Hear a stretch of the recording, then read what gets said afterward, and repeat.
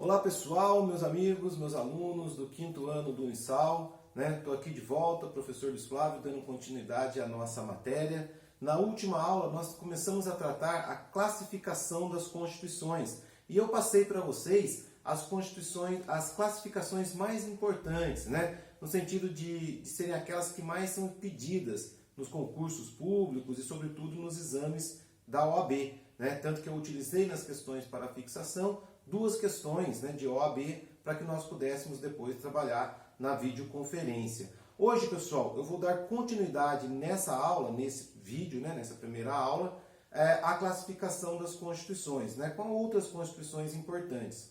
Como eu disse, não vai dar para a gente ver todas as classificações, porque são muitas classificações, muitos critérios, tá? Nós vamos ver aquelas mais fundamentais. Vimos 4 na semana passada, vamos ver mais 4 hoje, para nós encerrarmos o tema classificação das constituições, ok? Então hoje eu começo com a classificação de Manuel Antônio Ferreira Filho. A doutrina traz para nós a classificação do professor Manuel Antônio Ferreira Filho, segundo o qual as constituições podem ser classificadas em garantia, constituição dirigente e constituição balanço, pessoal. O que é cada uma dessas espécies de constituição? Vamos tentar entender isso daí, tá? Constituição garantia, pessoal, é uma espécie de constituição que atém-se a garantir a liberdade individual, limitando o poder. Então, quando eu falo de uma constituição garantia, estou falando de uma constituição sintética, uma constituição reduzida, que se propõe tão somente a estruturar o Estado, limitando o poder estatal e garantindo liberdades individuais aos seus cidadãos. Por isso ela é chamada Constituição Garantia. A ideia dessas constituições é garantir a liberdade individual dos cidadãos. Como? Limitando a atuação estatal. Tá certo? Então, são constituições que se ocupam dessa dupla função, de limitar o poder do Estado, garantindo direitos individuais para os cidadãos daquele Estado, daquele Estado. Essas constituições, elas se mostram presentes nas primeiras constituições modernas, essa espécie de constituição. Então, se você pegar lá a Constituição Americana, a Constituição Francesa, sobretudo a Constituição Americana, que ainda se encontra em vigência, a ideia dessas constituições era tão somente isso, tá? Era garantir a liberdade do indivíduo e dar uma estruturação fundamental ao Estado. Ela não descia a matérias menos estruturantes, menos relacionadas à estrutura fundamental do Estado, tá certo? Então, Constituição Garantia, a ideia é garantir a liberdade individual, limitando a atuação do Estado. Estruturar o Estado de forma a limitar a atuação estatal, garantindo a liberdade dos seus cidadãos. Tudo bem, pessoal? Essa é muito simples, não tem maior complexidade. A segunda espécie de classificação, ainda na classificação do professor Manuel Antônio Ferreira Filho, é a Constituição Dirigente, também chamada de Constituição Programática. Essa aqui a gente tem que prestar atenção, tá, pessoal? Essa não é tão simples e essa é justamente a nossa Constituição, ok? O que é uma Constituição dirigente ou programática?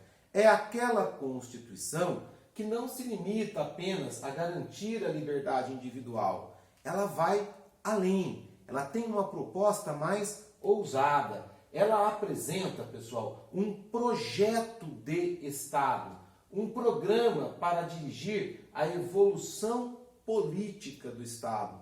Então, quando eu falo numa Constituição dirigente, eu estou falando de uma Constituição mais ousada do que a garantia. A ideia não é apenas garantir a liberdade individual em relação ao Estado.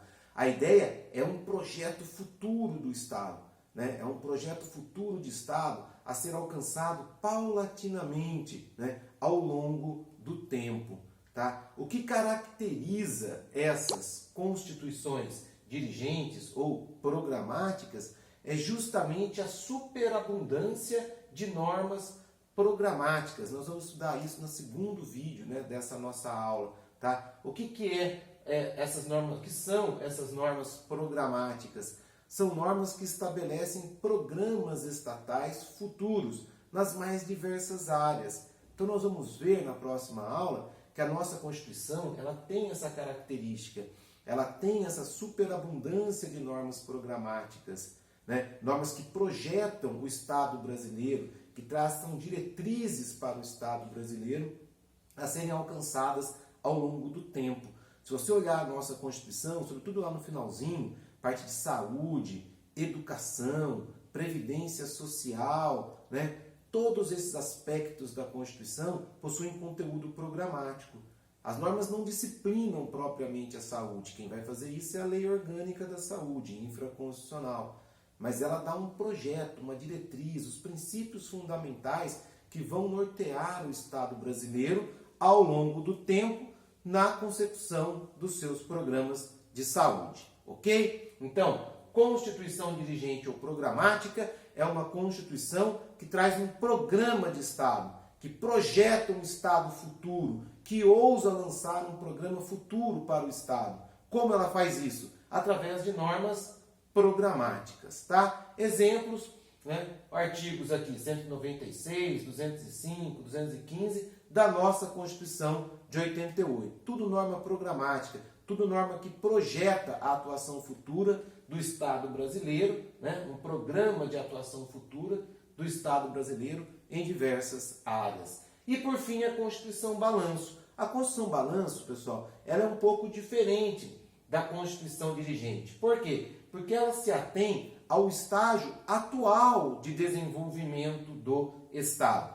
Tá certo? Então é assim, quando eu me proponho, né, a elaborar uma Constituição do tipo balanço, a ideia é, né, vamos nos reunir em Assembleia Constituinte, né, vamos ver o que nós podemos fazer hoje em termos de Estado, o que o Estado pode proporcionar hoje nas mais diversas áreas de sua atuação e vamos estabelecer uma regulamentação constitucional conforme a realidade atual. Essa é a ideia, ok? Ah, mas e se no futuro, né, o Estado tiver alcançado, né, essas metas hoje traçadas e precisar desenvolver novas metas? Não, aí a gente faz uma outra Constituição Balanço, tá certo? A Constituição Balanço ela é feita para a realidade atual, momentânea. Ela não se preocupa com programas futuros. Ela não se preocupa em estabelecer metas futuras de atuação do Estado. Ela se preocupa com a atualidade. Por isso é o nome balanço. Vamos fazer um balanço de como o Estado se encontra, do que é possível proporcionar aos cidadãos desse Estado conforme a sua situação atual. Fazemos uma Constituição. Quando tivermos alcançado todas as metas, todas as propostas estabelecidas na Constituição Balanço, a gente joga essa Constituição fora, faz uma outra Constituição para aquele Estado. Essa é a ideia de Constituição Balanço. Então ela é diferente da programática. A programática ela não se ocupa tão somente de estruturar o Estado conforme a sua situação atual. Ela projeta o Estado para o futuro. Ela estabelece metas futuras a serem alcançadas pelo Estado. Tudo bem, pessoal? Tranquilo? Então essa é a classificação do professor Manuel Antônio Ferreira Filho. Tudo bem? Tranquilo? Vamos continuar aqui então, falar um pouquinho agora da classificação quanto à dogmática. Tá certo? Classificação quanto à dogmática. Quanto à dogmática, a Constituição pode ser ortodoxa ou eclética, né? Ortodoxa ou eclética. O que é uma Constituição ortodoxa, pessoal? Eu digo que a Constituição é ortodoxa quando ela é formada por uma única ideologia, tá certo? Um único pensamento ideológico vai nortear essa Constituição. Então eu tenho uma Constituição do tipo ortodoxa, né? Os antigos países comunistas tinham esse tipo de Constituição. Os países comunistas eles tinham a Constituição Balanço, né? Eles se preocupavam com a realidade atual unicamente, não se ocupavam de um projeto futuro de Estado, né? A cada passo dado, né, no desenvolvimento das políticas, né, sociocomunistas, eles iam desenvolvendo novas constituições, né? E eles tinham Constituição do tipo ortodoxa, né? Ou seja, Constituição onde imperava uma única né, ideologia. Qual? A ideologia socialista, a ideologia comunista. Tudo bem? Então, exemplo de constituição ortodoxa são as constituições da China e da extinta, né, União Soviética. Ok? Diferente da constituição ortodoxa, turma, é a constituição eclética. Tá certo? É a constituição eclética. O que é a constituição eclética, pessoal? É aquela formada por diversas ideologias conciliatórias. O professor Canottieri chama essa constituição de constituição compromissória, né? O que é uma constituição compromissória ou uma constituição eclética? É aquela que, ao contrário da ortodoxa, ela reúne em seu texto mais de uma ideologia. São diversas ideologias previstas no mesmo texto. Por isso ela é chamada justamente de eclética, né? Ela tem um pouco de ideologia liberal, ela tem um pouco de ideologia social, né? Do Estado, da social-democracia, um pouco, né? Da democracia liberal. Se você pegar a nossa Constituição de 88, que é uma Constituição eclética, né? Você vai ver que a Constituição de 88, ela garante a livre iniciativa, mas ao mesmo tempo ela estabelece uma série de proteções para o trabalhador, tá certo? Então quer dizer, olha, você é livre para empreender, né? Para empreender da forma como você quiser, isso é liberalismo, tá? Porém, você deve estar atento a uma série de questões trabalhistas que devem ser respeitadas, né? Isso já pende mais para uma social-democracia, ok? Direitos sociais que devem ser observados, tá bem? Então a nossa Constituição, ela está ali, ela transita entre ela se equilibra entre o liberalismo e a social-democracia, tá? Ela por hora tem rompantes liberais, por hora ela traz uma série de garantias do Estado social, do welfare state. Tudo bem, pessoal? Então a nossa Constituição, ela é do tipo eclética, ou seja, ela é uma Constituição que reúne no seu contexto mais de uma ideologia, mais de um pensamento político. Diferentemente das constituições ortodoxas, que seguem uma única linha ideológica, uma única linha política, como no caso das constituições dos estados comunistas. Tudo bem? Tranquilo, turminha? Continuando aqui, ainda na classificação das constituições, Constituição quanto à correspondência com a realidade ou critério ontológico de classificação das constituições, né? Esse critério de classificação das constituições foi desenvolvido por Carl Schmitt, né? Um justo filósofo alemão, que falou, olha, é possível classificar as constituições por um critério ontológico, ou seja, pela sua correspondência com a realidade.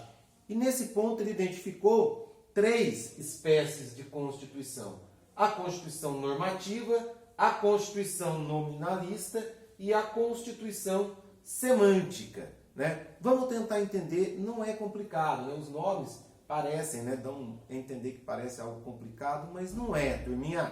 Presta atenção comigo. Ó, Constituição normativa, tá? A Constituição normativa é aquela, né, que prevê mecanismos de limitação do poder estatal, e esses mecanismos, eles se observam na prática, né? Eles se impõem na prática, ok?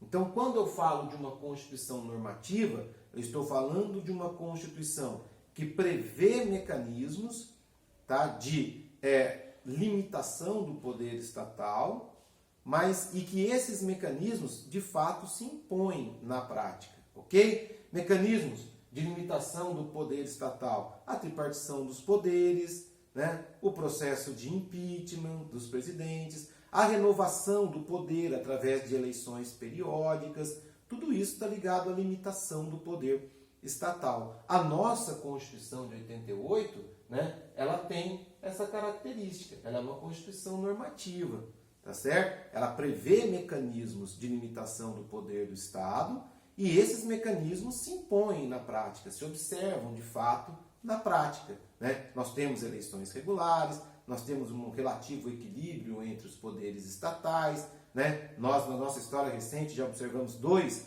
processos de impeachment, né? Presidenciais, né? Por questão de crime de responsabilidade e assim por diante. Então, quando eu falo, classifica a Constituição pelo critério ontológico, eu estou falando de uma Constituição, né, que prevê ou não limites para a atuação estatal e se esses limites se observam na prática ou não, tá? A Constituição normativa, nesse caso, seria a mais completa. Ela prevê mecanismos de limite da atuação estatal e esses mecanismos vão se observar na prática, na realidade cotidiana daquele Estado. Tudo bem? A Constituição nominalista, pessoal, ela é uma Constituição normativa disfarçada. Ela tenta passar, vamos dizer assim, por uma Constituição normativa, mas não é bem assim. Quando eu falo de uma Constituição nominalista, eu estou falando de uma Constituição, tá, que também prevê sistemas de limitação, de controle do poder estatal. Porém, esses mecanismos não se observam na prática. É o lobo em pele de cordeiro. É uma Constituição que tenta se passar por uma Constituição comprometida com a limitação do poder estatal, mas que na prática não é nada disso, tá certo? Então você vê, por exemplo, a Constituição da Venezuela. Ela prevê eleições. Eleições é uma forma de se limitar a atuação do poder estatal, né? A eleição é uma forma de não perpetuação no poder, de não permitir a perpetuação do poder na mão de um único grupo político. Então você pega a Constituição da Venezuela, ela prevê esse mecanismo de não perpetuação no poder. Ela prevê eleições presidenciais, por exemplo, tá? Aí eu pergunto para você, na prática, esse mecanismo se observa? Tá? Ah, professor, mas tem eleição. Tudo bem, tem eleição, mas dá para confiar no resultado de uma eleição produzida num país sob uma ditadura? Não tem jeito. Tá certo, pessoal? Então, quando a gente fala em Constituição nominalista, é isso. É o lobo na pele do cordeiro. É uma Constituição que tenta se passar por normativa. Ah, eu tenho mecanismos de limitação do poder, certo? Como a normativa. A diferença é que na normativa, esses mecanismos de limitação do poder estatal, eles se impõem na prática, eles se observam na prática. Enquanto que na nominalista, está ali para inglês ver. Os mecanismos estão na Constituição para limitação do poder estatal, mas na prática eles não são observados. Ok? E por fim, pessoal, a Constituição cara de pau, né? Que é a Constituição semântica, que sequer prevê mecanismos de limitação do poder estatal. Tá certo? Ela, ao contrário da nominalista, ela nem tenta disfarçar, ela nem coloca ali mecanismos de limitação do poder estatal, né? Porque ela não vai mesmo aplicar isso daí na prática. São constituições típicas de ditaduras. Ok, pessoal? A professora Natália Masson, né, cuja obra eu gosto bastante, vocês sabem, né? Ela cita como exemplo de constituição semântica, aqui no Brasil, a Constituição ou as Constituições de 37, 67 e a Emenda Constitucional número 1 de 69. Tá certo, pessoal? Constituições de períodos ditatoriais, tá certo? Onde a preocupação em limitar o poder estatal, passa longe das constituições. Tudo bem, pessoal? Tranquilo? Então, quando nós falamos em Constituição, classificação das constituições pelo critério ontológico, a ideia é verificar se existem ou não mecanismos de limitação do poder estatal nessas constituições e, sobretudo, se esses mecanismos de fato se implementam na prática. Porque pode acontecer de a Constituição possuir mecanismos de limitação do poder estatal, porém, na prática, esses mecanismos não serem utilizados, é o caso da Constituição nominalista. Tudo bem, pessoal? Tranquilo? E para encerrar, né, essa nossa aula de hoje, a classificação quanto à extensão. A classificação das constituições quanto à extensão. E aí nessa classificação, as constituições podem ser do tipo sintética ou analítica. O que é uma constituição, pessoal, sintética? Como o próprio nome diz, é uma Constituição resumida, é uma Constituição pequenininha, é uma Constituição curtinha, tá certo? Como a Constituição americana, tá? É uma Constituição com poucos artigos. Por quê? Porque a Constituição sintética, assim como a garantia que a gente acabou de ver, a Constituição sintética, ela se resume à estruturação do Estado e fixação de direitos fundamentais. Só, né? É uma Constituição tipicamente liberal. A ideia dessas constituições é garantir liberdade individual aos cidadãos e limitar, estruturar a atuação, estruturar o Estado, né, limitando a sua atuação. Então, quando eu falo em Constituição sintética, é isso. É uma Constituição curtinha, é uma Constituição pequenininha, com dois propósitos apenas. Vamos estruturar o Estado, limitando a atuação do poder estatal, né? E aí vem a tripartição dos poderes e assim por diante, ok? E vamos estabelecer uma série de direitos individuais para garantir a liberdade do indivíduo em relação ao Estado, né? Típico do liberalismo que floresceu à época das revoluções americana e Revolução Francesa. A ideia era romper, né, com o absolutismo monárquico, estabelecer um novo modelo de Estado, um Estado democrático de direito, onde o Estado é limitado por uma Constituição na sua atuação e onde o indivíduo, o cidadão daquele Estado, possui uma maior liberdade individual. Ok, pessoal? O contrário da Constituição sintética é a Constituição analítica. A Constituição analítica, além de estruturar o Estado, além de estabelecer direitos individuais para os cidadãos daquele Estado, para garantir a liberdade dos cidadãos daquele Estado, ela também se ocupa de outras matérias não substancialmente constitucionais, não essencialmente constitucionais. Matérias que não precisariam necessariamente estar na Constituição, mas que são levadas para essa Constituição analítica com dois objetivos fundamentais.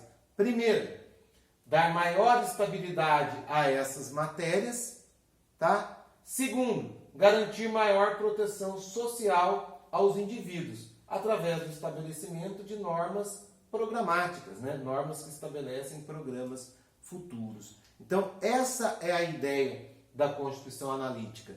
Levar para dentro da Constituição matérias que vão além da estruturação do Estado e da fixação de direitos fundamentais. A nossa Constituição, ela tem essa característica. Ela leva para dentro da Constituição, por exemplo, né, a questão econômica, né, a ordem econômica, a ordem social, né, a questão dos índios, a família, que é algo típico, né, até a Constituição de 88 era algo típico do direito privado, né, do direito civil, vai para dentro da Constituição de 88. Né? A Constituição de 88, na esteira do constitucionalismo, o que ela faz? Ela constitucionaliza uma série de matérias. Há uma constitucionalização do direito. Matérias que antes não estavam na Constituição passam a estar na Constituição. E a Constituição cresce, as Constituições ficam extensas. Né? E por que essas matérias são levadas para dentro da Constituição? Para oferecer uma maior estabilidade, tá? Para oferecer uma maior segurança a essas matérias. Por quê? Porque quando elas estão na Constituição, elas estão protegidas pelo quórum constitucional, pelo processo rígido de alteração da Constituição. A partir do momento em que a matéria está na Constituição, ela é mais difícil de ser modificada. Um direito que é dado a você pela Constituição é mais difícil de ser alterado do que um direito que é dado a você por uma lei ordinária. Por quê? Porque lei ordinária eu altero com facilidade. Né? Maioria simples eu altero do Congresso Nacional e eu altero lá uma lei ordinária. Já para alterar a Constituição, para tirar aquele seu direito que está na Constituição, eu tenho que passar por um processo rígido, um processo mais solene. Eu tenho que obter, né, 3/5 em 2 turnos em cada uma das casas do Congresso.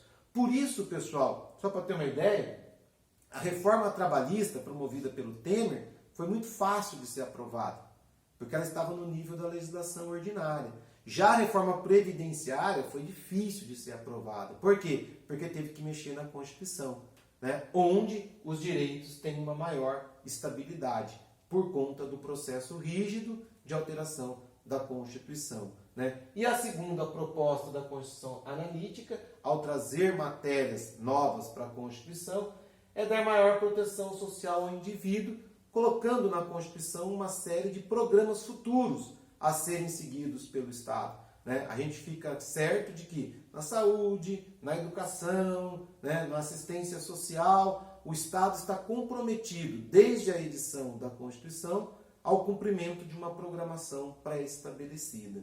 Então essa é a ideia, né, da Constituição Analítica. Sobre essas normas, né, programáticas, que estabelecem programação futura para o Estado, nós vamos estudar na próxima aula, no próximo vídeo, quando formos falar da eficácia das normas constitucionais, né? Então não perca, o próximo tema está diretamente relacionado ao estabelecimento de programações futuras pela Constituição para o Estado brasileiro. Beleza, moçada? Nos vemos no próximo vídeo. Bom estudo, grande abraço a todos e fiquem com Deus.